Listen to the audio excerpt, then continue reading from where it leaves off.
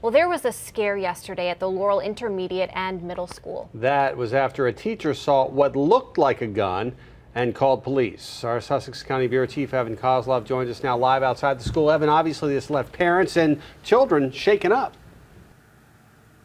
Yeah, and it all happened inside this building right here yesterday at around 3 p.m. And I did get my hands on the photos of those toy guns. Obviously, they are fake, but here's the problem. To many, they look just like the real thing.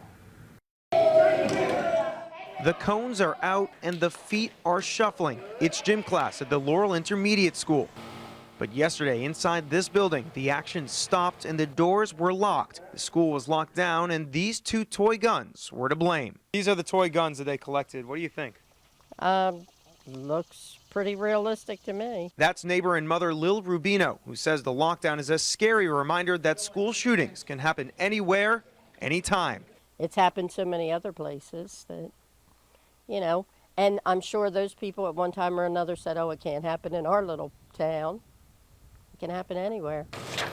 And so this is why teachers jumped into action Tuesday afternoon, but Laurel police say the challenges are growing. And this is why. Take a look at just a few pictures of toy guns taken off the internet.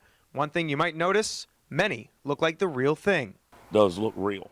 Alonzo Shepard, whose stepson was in the building, says these new toy guns are a problem. The challenge is getting much harder than what I even when I was growing up. I was used to the same thing, like big green guns with orange pieces and stuff like that. But it is getting tough.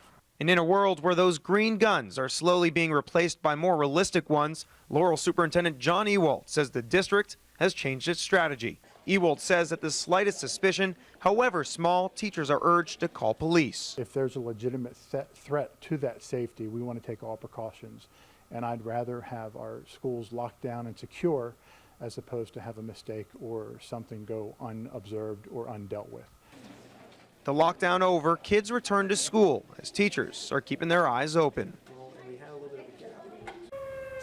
Now, of the two suspects, the police have identified one of them and have since returned him to his family. Meanwhile, they continue to investigate the identity of the other one. All this because having a toy gun in a school zone is prohibited. Sussex County, this is Evan Koslof for WBOC News in Laurel.